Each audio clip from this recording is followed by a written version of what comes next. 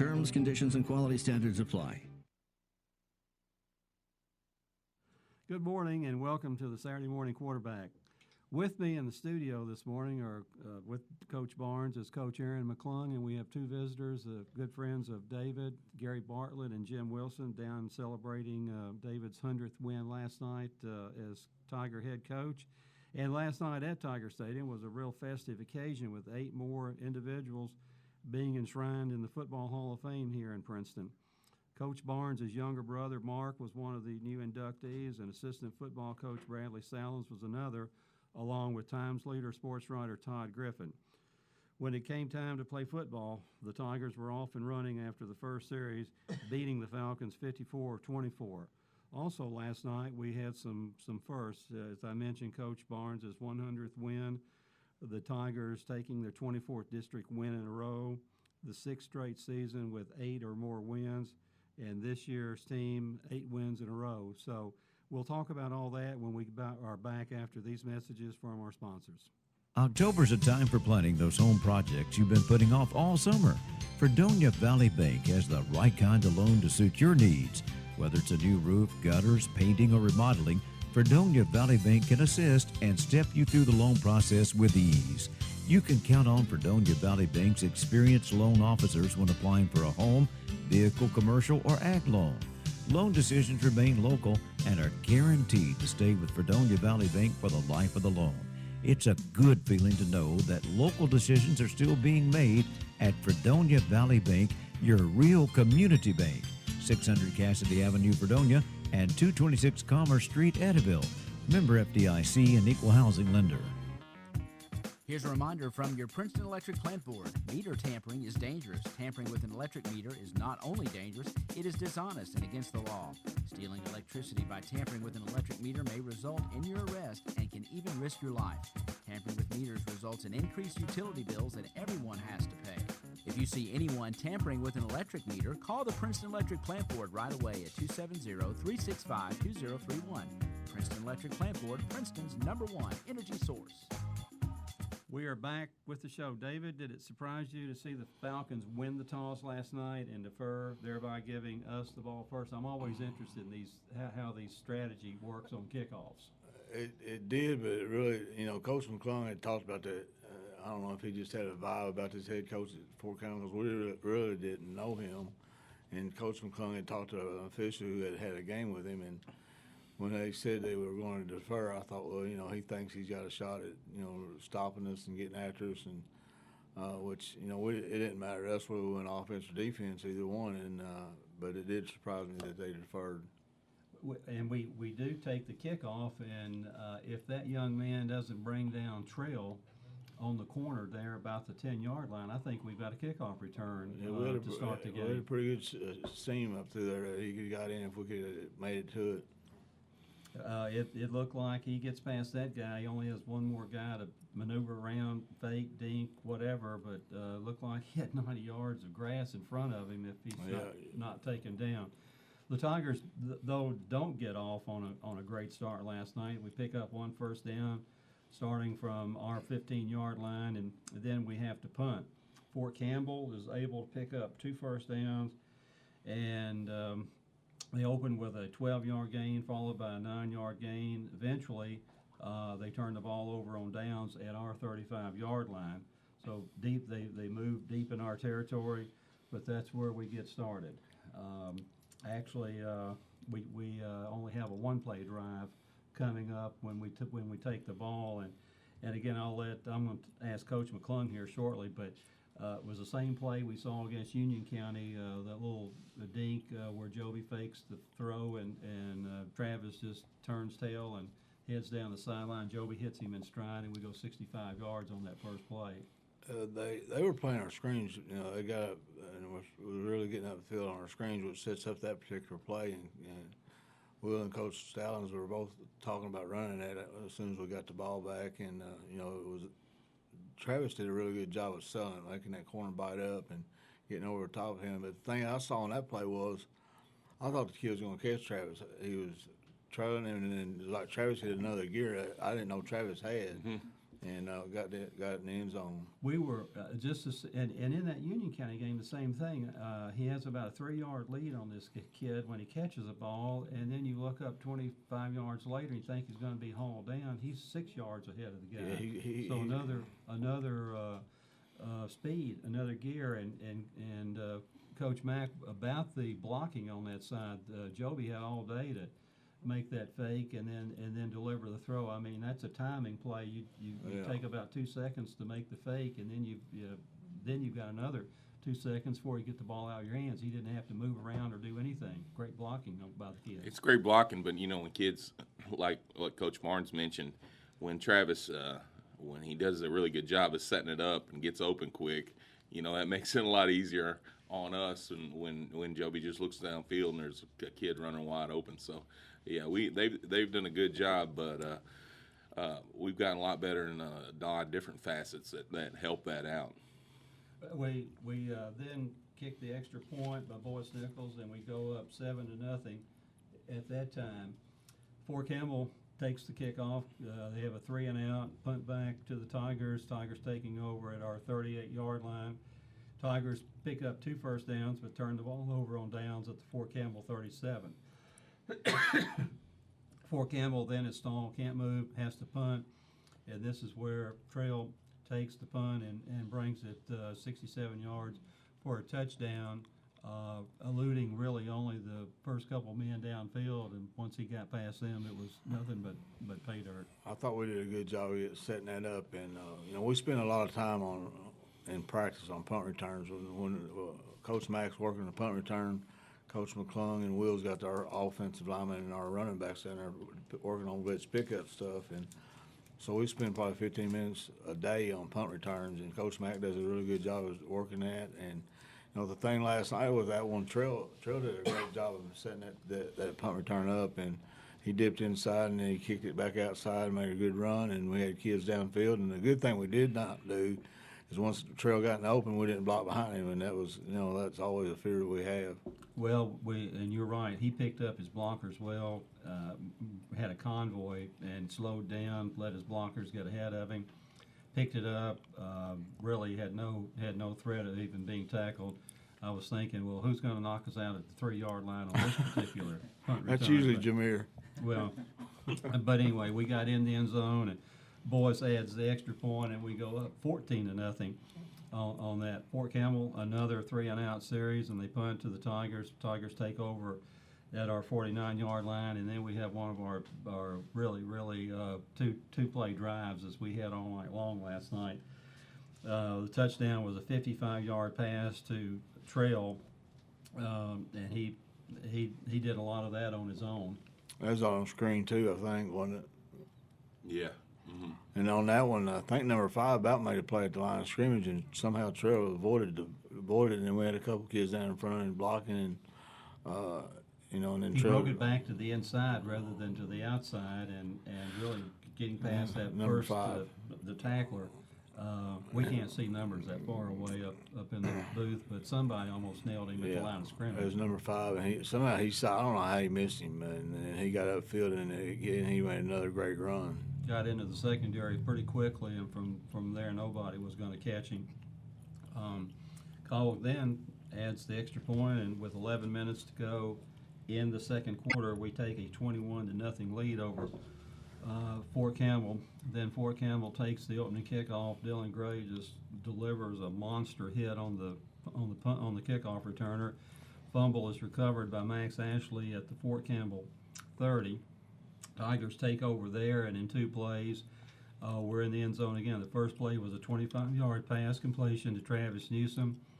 Travis continues to amaze me how he catches it and gets upfield with it. He got hit on that one. I thought he was down after about 5-yard gain, and then I look up and I thought, well, he's going to score, and just a great effort. His shoulder pad level was down. He ran through a tackle, and just a great effort on his part. And 3 more times last night in that game where he would catch the ball and he's not down when he catches it by any. And we had a lot of yards after catch Yeah, last so- night in that game. Yeah, that's good. We talk a lot about that, and it's one of the stats that we like to look at to see what we do after a catch. And last night we did a really good job. On Trail's touchdown pass, maybe 2 yards past the line of scrimmage or 3, and the rest of that's after the catch. Yeah. His touchdown run. We get to the 5-yard line with Travis's catch, and we're move back to the 10 because of motion.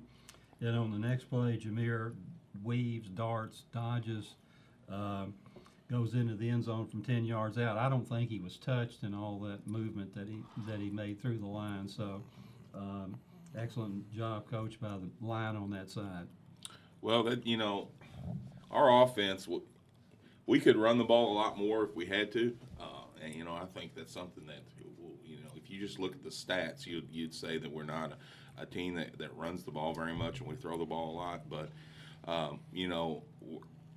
we're the kind of offense that we're going to take what you give us. And, if we had to run the ball 30 times in a game, we could. But people give us certain things in the passing game, and we're going to take advantage of it. And it's good. It's a good way to have balance in your offense, and it's a good way to threaten people. And we've struggled at times blocking runs, but I think we've gotten better as the year progressed, and hopefully we'll continue to get better as the year progresses, because I know we'll probably have to run it more as we get in the playoffs. Well, and that just comes with experience. These kids getting angles and how the play is to be set up, and how they have to take their man, and what they have to do, and we're strong enough that we can do that in a lot of situations, and we have to blast them back off the line. We're capable of doing that, I think. When we started this season, our offensive linemen had 0 combined starts as a group, zero varsity starts, and now they have almost 50 combined starts. So that's a big change. If we were going into the season with a line that had 50 offensive starts, we'd think, oh, we're going to be pretty good. And that's where we are right now. We got a more experienced group. Well, and we've also had some subs in there. Noah McGowan has stepped in for a couple games. Yeah. Yes. So as a freshman, on that, Boyce adds the extra point last night, and after the 10-yard run by Jameer, Caldwell County up 28-0 over Fort Campbell. 10 minutes 43 seconds remaining in the second quarter. It looks like we're counting down here. 11 minutes to go, we put a touchdown up. 10 minutes to go in the second quarter, we put a touchdown up. Fort Campbell gets the kickoff, still can't move, and punts to the Tiger 38-yard line. Again, one of our basic two-pay drives comes up here. Jameer gets it started with a 21-yard run and another great blocking. I thought he might go all the way on that one. And that was a play designed to go up the middle, Yeah. off tackle, off guard and all that. So, and then we finally get this young man in the end zone with a touchdown pass. Gabe East with a 41-yard pass from Joby, another one of these catches 3 yards past the line of scrimmage, and Gabe does the rest. He made a heck of a run on that. He made some guys miss, and I thought he was down a couple of times, and I look up and he's still going, and I think it's his first touchdown this year. And he come off the field, he was grinning from ear to ear. Well, I kept waiting for him to do the heel click, but I banned him from that until he got a pick. Okay, well, I haven't seen that this year on the football field, so I was wondering if he had gone away from his. Well, he got a pick 2 weeks ago, so I let him do it on the sideline. So when he makes plays, we'll let him do it again.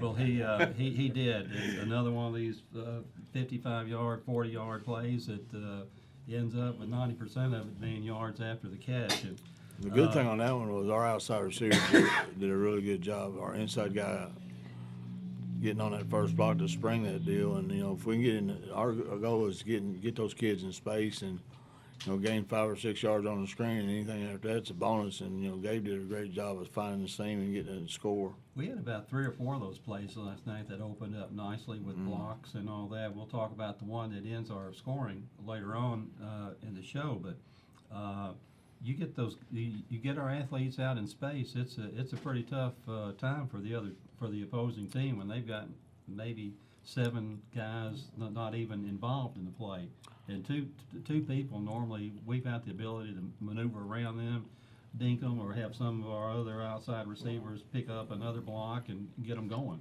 And you know, Coach McClung does a good job on those. You know, you got a lineman going out there to block a corner sometimes, which, you know, that corner's usually going to win that battle because he's a better athlete. But Coach McClung and Coach Wright do a great job of doing drills with our kids in space. And all we tell those linemen is just get in their way. Just, you know, you don't have to knock. You're not going to knock them down. Just get in their way and that give us a chance to get upfield. And we did a good job with that last night. Well, Gabe, with some nifty running, gets it into the end zone from 41 yards out. At this point, we're up 34-0, and we were praying in the booth that we'd go for 2, and to try to get the clock going and all that. But we fail on the 2-point conversion.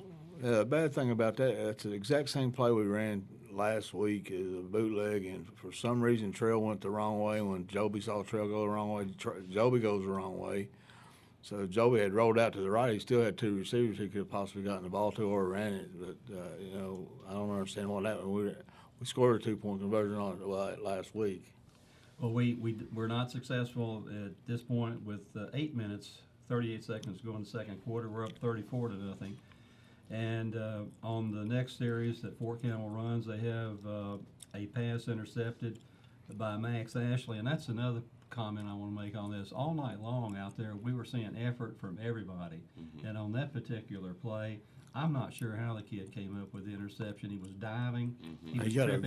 He was tripping over the receiver's legs, and it's just sheer effort. He wanted it. He got a great break on, and he broke on the ball. I thought he had a shot at getting it if he could just get his hands underneath the ball, but he really got a big jump on that football and did a great job there. Our receivers, our punt returners, the interception all speaks of effort on that play, and that interception was made by Max Ashley.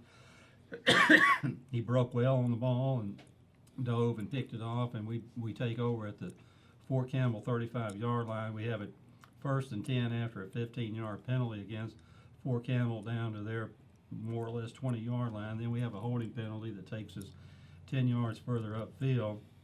And on 1st down, we lose yardage. On 2nd down, we have a 4-yard pass to Trail. On 3rd down, a 12-yard pass to Travis, and that was another one of his. Probably got 10 of those yards after running over, running around, running through about 3 defenders on that particular play. And then on 4th down, we have a beautifully thrown ball by Joby, a 19-yard pass over the middle to Jameer. Jameer goes up. I thought he was interfered with as he was catching the ball. I thought they had their hands all wrapped all around him. But a sensational catch, and only Jameer could have caught that ball last night in that situation. It was a good throw and a great catch for Jameer. Anyway, it moves us to the 5-yard line, and here again, as I learned last week, we bring in the dog formation. And I'm thinking, well, Bob, maybe you're going to get your wish. Maybe you're going to roll Cole out and let Joby run in behind him and get in the end zone, or maybe we're going to hand the ball. If it was up to Cole, he'd be running the ball. Well, or we're going to give it to Cole to run the ball. And here again, we just hand it off to Dylan, just old vanilla type play, and Dylan goes 5 yards into the end zone. Not making light of Dylan, but I said maybe I'm going to see something here. Maybe I'm going to see some originality.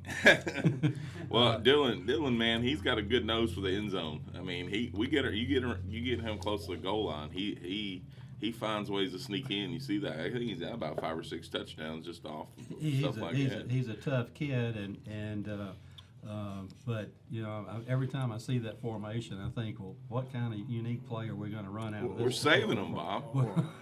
We'll work on that this week on this off week.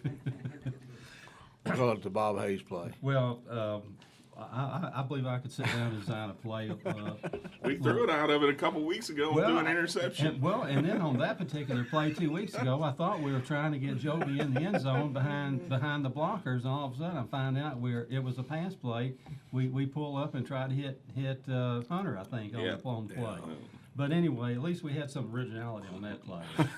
Last night was just plain vanilla. We're going to run a clock.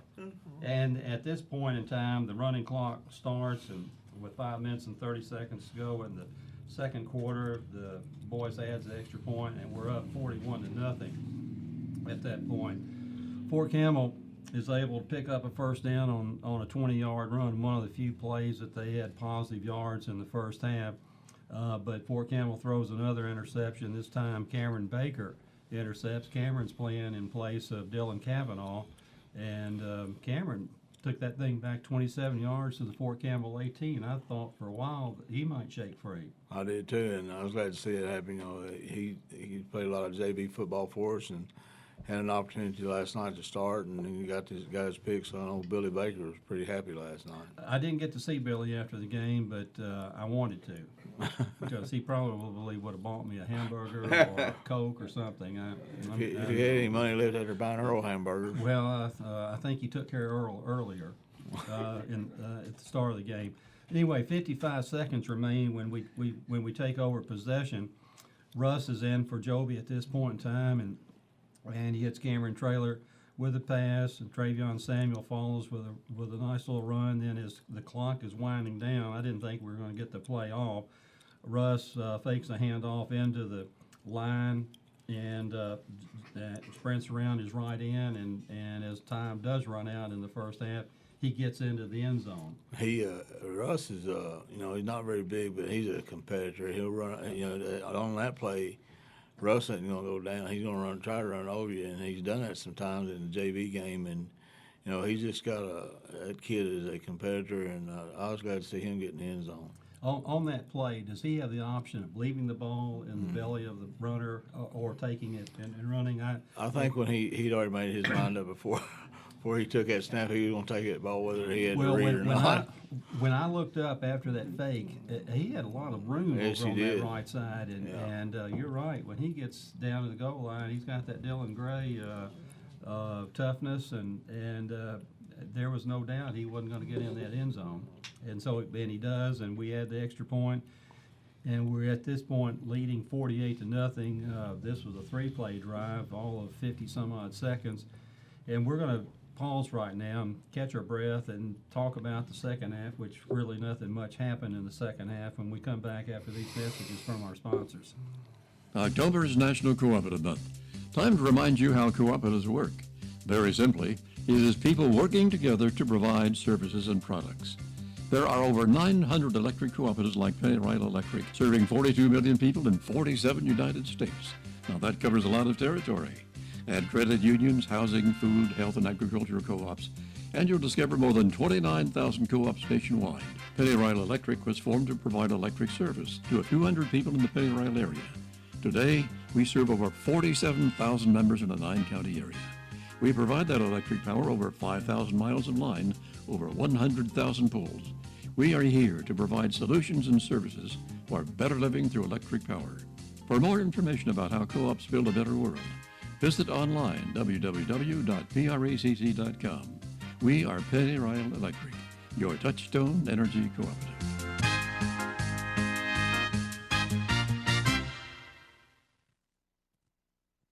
You can always expect great things at Planters Bank. When we say expect great things, what we're really saying is Planters Bank is here to provide the financial services you need. Planters Bank believes in the strength of our community and is a full-service financial institution. Our employees have a true passion for helping our neighbors, and it shows. See Jake Pepper and the rest of the Planters Bank staff at 208 North Jefferson. Planters Bank, member FDIC and equal housing lender.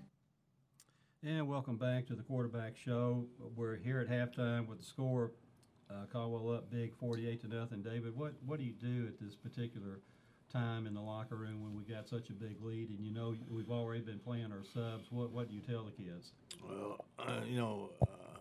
Well, the first thing we talked about is that the kids that were going to be on the field in the second half had to keep their composure, because there were a couple of things that happened right there before halftime, some late hits and some pushing and shoving. And, one thing we didn't want to do is get some kid ejected, so we talked to them a little bit about that. And then the last thing I told them, I said, Monday and Tuesday, we didn't practice very well. And, I was a little upset the way we were practicing. And I told them, I said, if you guys would let me know we were going to come out and play like this in the first half, I'd got a lot more sleep this week, and that's about all I said at halftime. Well, we were tremendously efficient in the first half. We were scoring on our last 5 drives of the first half, plus a punt return, which is something of not a gift, but anytime you can bring a kickoff back or a punt back, that makes it easier for us to win a football game. And so Fort Campbell, by having deferred in the beginning of the game, they take the kickoff to open the third quarter. And from their 24-yard line, they go 6 plays and score, add the 2-point conversion. That time it was 48-8. That score comes with a running clock with 6 minutes, 44 seconds remaining in the third quarter. Caldwell then takes the kickoff and can't move. We punt from our 23 to the Fort Campbell 25. 53-yard punt by Russ on that. Really a Good punt. nice hang time and a great roll on that punt to get it 52-yard punt on that play. But Fort Campbell begins another drive, and they score with 11 minutes and 34 seconds remaining in the game. And at that time, they also add the 2-point conversion. It's 48-16. Tigers can't move again. Punt back to Fort Campbell at their 44. Fort Campbell scores in 2 plays, adds another 2-point conversion, and it's 48-24 at that time. Caldwell receives the kickoff, and Jamarius Blaine feels it just a little bit too close to the sideline, steps on the line, and I'm thinking. He made up for it later. Well, I'm going to say he did atone for his mistake. but what are our kids coached to do on that particular situation where we know we're running, our momentum is going to probably take us out of bounds? Well, we're telling them to line up on it. If they're in a situation where if that ball dies on the sideline, they got to pick it up because it's a live ball, and if their momentum's taking them out of bounds, a lot of times it's hard to do anything about it. So he's in really a no-win situation.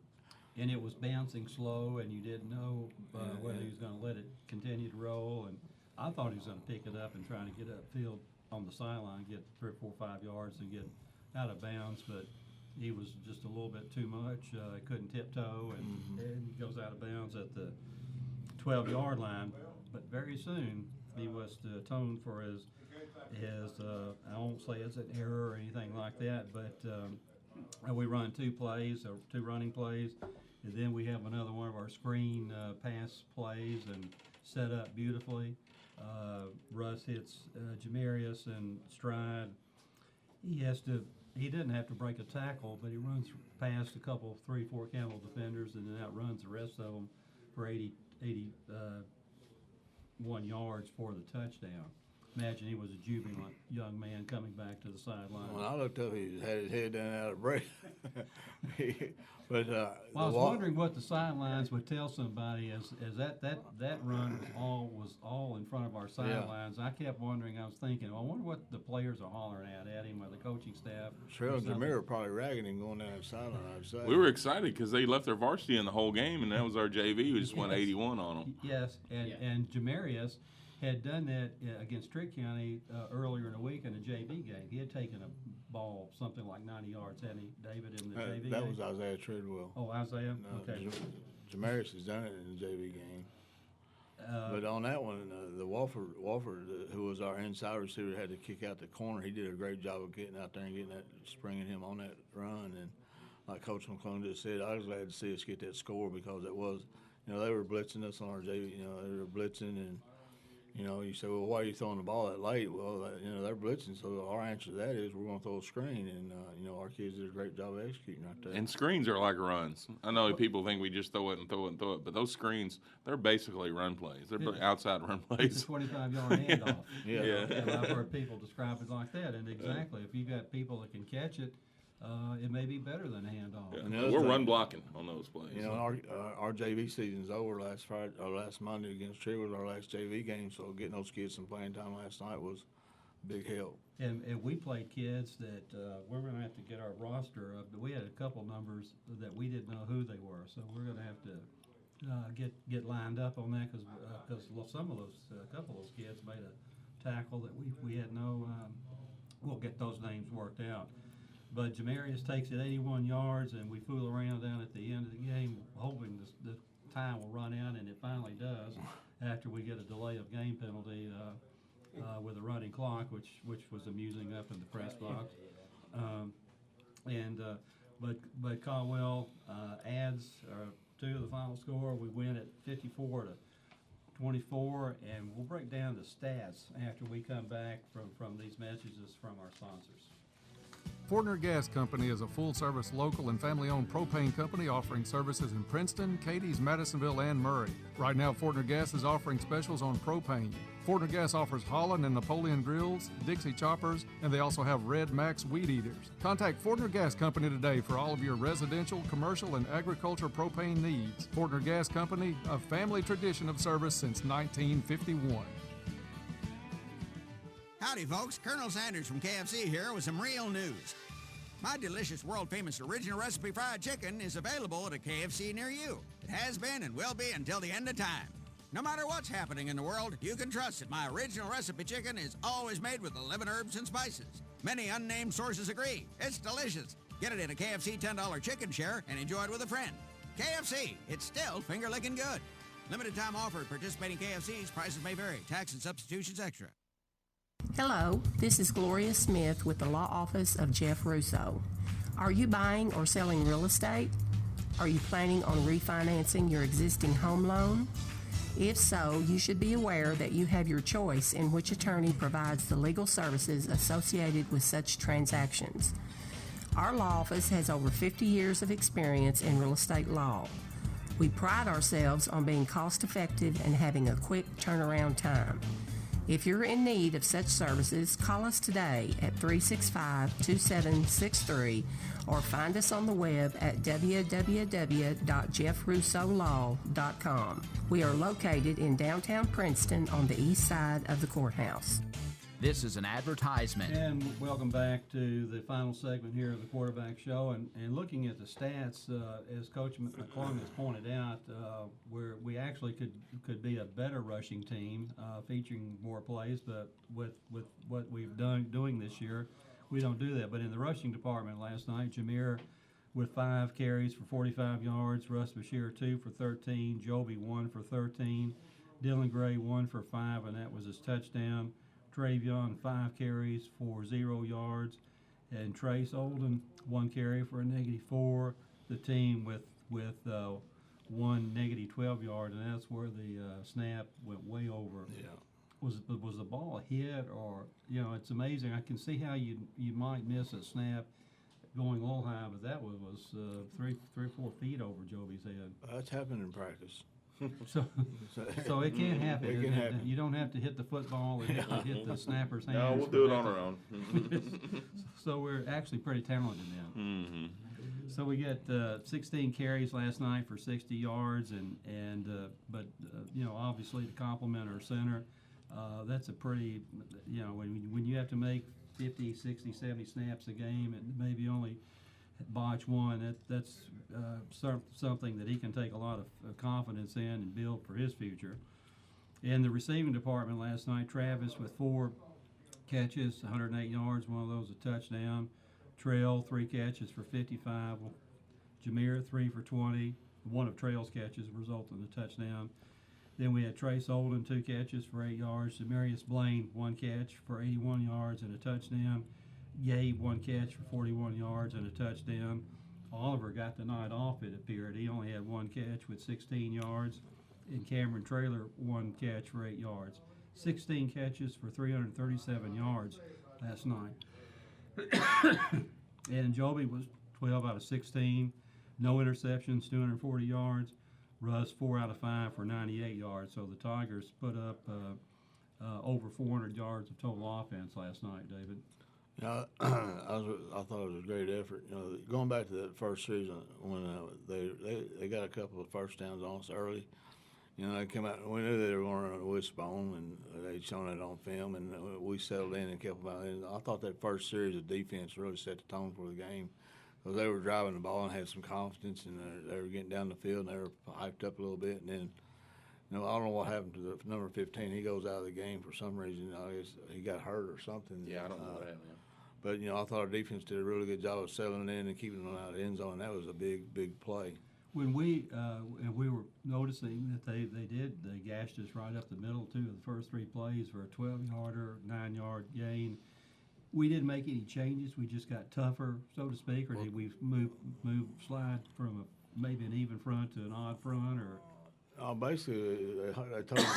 Well, they heard us running the fullback, Yeah. and the wishbone teams that we've seen this year haven't run the fullback much. So we had an automatic check blitz on, and I'm pretty sure on the first fullback run was a 12-yard run. We just blitzed ourselves out of it. So after that first series, we just called that blitz off and just put Hunter on the fullback, and it stopped it. Cold, as you might say. Yeah. Well, we noticed that after those first 3 or 4 plays, and they had to eventually turn the ball over on downs, they got nothing really the rest of the first half, except that 1 20-yard, and I think that was running. Maybe we went back for a pass or something, and he found some open space. I'm not sure how that 20-yard run developed, but it really Fort Campbell was handcuffed at halftime yardage-wise. And for the game, Fort Campbell picks up basically 262 yards rushing. 208 of those yards come on the 3 drives in the second half, and their passing attack last night only netted 6 yards. They were 1 out of 6 with 2 interceptions through the air. And looking at the defensive side of the ball last night, Hunter Van Hoosier leads us with 10 tackles. He's 4 away from having the all-time tackle record at Caldwell County High. Dylan Gray with 9 tackles, Cole Baker with 7, Cameron Baker with 5, Caleb Burton with 4, Russ Bashir with 4, Jamarius Blaine with 3, Mitchell Harrelson with 3, Max Kramer with 3, Isaiah Treadwell with 2, Cole Freilich 2, Jaden Towle with 2, Tate Van Hoosier 2, Gabe East 2, Mac Engelbright 2, Travion Samuel 2. And I'd like to give these young men a shout out here. And with 1 each last night in that game, we were going to see a lot of the youth come in and play. 1 each for Jacob Chambliss, Max Ashley, Adam Goodacre, Devin Kilgore, Nick O'Brien, John Paredes, Alden Tedder, Cameron Traylor, and Kyrese White. Kyrese went out of the game. I know. Was he not injured? He got hit in the hip or something. He's okay. Okay. And we had a fumble recovery by Max Ashley. Interceptions by Max Ashley and Cameron Baker. Great effort by that young man from the JV team coming up. And Dylan Gray caused that fumble on the kickoff that Max got on in the second quarter, which was our blitz, if you will. And again, just an all-in-all great performance on a festive night at Tiger Stadium last night. 8 new inductees into the Hall of Fame. Your 100th win, Coach Barnes, and your brother being enshrined as one of the 8 inductees. With the bye week coming up this particular week, how will that affect our practices, and what will it do for us in getting ready for our next game, which is Mayfield in 2 weeks? Well, we'll come in Monday. We'll just watch our game film from Friday night, Monday, and then we'll practice Tuesday, Wednesday, Thursday, and it's not. We're not gonna do a lot of contact. We got some kids banged up, so that's one priority is get some kids healed up and ready to go for the next part of our season. And we'll start working on Mayfield next week, and it's one of those deals we pretty much know what they're going to do, and we'll work on that. We'll work on trying to do some different stuff, and work on some fundamental stuff we need to work on. And the big thing is getting us healed up. And I'm sure Will Bashir could have played last night had it been necessary. Had it been necessary, he could have gone, but we didn't want him tweaking that thing and setting him back. Now he'll get 2 weeks rest on it. Great, and so we'll take it easier this week, and then look at film, work on fundamentals, as you say. Yes. Try to correct some of the things that maybe we need to get a little bit better at, and that. So last night, with our victory in the Hall of Fame game, it brings up the final home game coming up with Mayfield, and after that, as we've mentioned several times, the playoff, all the playoff teams have to come through Caldwell County if we continue to win. That was one of our points of emphasis this week is that, the kids knew we'd already won the district, so, I want to make sure we were 4-0 in the district. That was our goal, and, 4-0 is better than 3-1, even though you're still going to have the same scenario. And we did that, and now then we get to play every game at home. And if we can keep winning, we don't take a bus ride until you go to state championship. And Coach Mack, you'll be working with the offensive guys this week. What are things that you think you'll be focusing on or trying to tweak and get better? Well, we were young starting off this season, so we just need to improve every week. It's pretty easy, with this crop of guys to find some things that they need to continue to work on. We need to run our traps better. We had a couple breakdowns in our pass protection last night that we need to improve on. So we've got plenty to work on. And the kids are willing participants, listeners, and that's one of the things that strike me as fascinating about this team. They want to get better, and they want to continue to do what they're doing, which is now 8 wins in a row for this group of young men. It's been a great week for Tiger sports all around. Coach Barnes, proud of your soccer team, your volleyball teams. Yes, and they go into the regional tournament, and our volleyball team starts the district tournament. I think we play Tuesday night. Yep, I believe that's right. And we're in a weekend tournament somewhere this weekend. Hoptown. In Hoptown. I think we won the first round game last night, if I'm not mistaken. I think we beat Ballard Memorial to get off on the right foot there. Of course, the girls' soccer team winning the district, getting a really favorable draw, as I understand, for the regional. The boys finishing as runner-up will advance to the boys' soccer tournament this week. And and last night we had the pleasure of having Emma Talley in the stadium last night, just earning her LPGA card for the upcoming tour. So it's a great situation in this small community to have what we've got going. Any final thoughts? Yeah, last night was a big night. We had the Hall of Fame, which we hadn't had in 10 years, and Coach Stallings going in and the career he had here as a quarterback, and he was probably a player or two away from playing in a state championship game. And then my brother getting to go in the Hall of Fame, that was a big thing for us. And the 100 career wins is a reflection on everything says me, but that's not the way it should be. Our coaching staff's been the coaching staff we have is the same coaching staff we had when I got here in 2006 with some additions. But the main part of our staff is still together. And that's a big part of why we're where we are. Is we're on. We get along. We're like family. We listen to each other. We may not always agree, but we always get out and try to do the best for these kids. And very fortunate to have the staff that I have. And the other thing is that is the players that you've had in the program. You go back to 2006. That team had 3 different coaches. I was their 3rd coach they had in their career, and we went 10-2 that first year, and had not Cameron Williams gets hurt in the playoff against Trigg on his gets his ACL, and who knows, we may have gone a little further that year. And we had a referee that called us out of bounds on a touchdown on Kurt Martin, which Todd gets a picture of in the paper, and so that the kids that have been in the program, we got good kids, we got good players, and kids that want to make plays and do make plays. Exactly, and that ought to be what's said about the 100 career wins. It shouldn't say David Barnes gets his 100 career wins. It should say our coaching staff and the players that are in this program. And the last thing I want to say, my mom, she was up there last night, and I know she's probably smiling. Mark going in the Hall of Fame, and well, I know your dad was a proud person last night, and rightfully so. Yeah. And it's great to reach these milestones, and yes, it's never done by yourself alone. That's for sure. Sounds like you need to have some more sons. 2 for 2 on Hall of Famers. Yeah, 2 for 2. Well, his buddies down in Mississippi were watching. He says that they streamed the game, so yeah, they were watching. I got a imagine good shot of him down there getting his rewards. So yeah. Congratulations to all those guys. Mr. Barrett was a pleasure in the studio. Oh, it was fun yesterday. And all the Todd, congratulations, fantastic. All those guys. Ted Kelly. So yeah, it was a festive night, and as Coach Barnes says, 10 years since we had the prior installation of players into the Hall of Fame. Last night.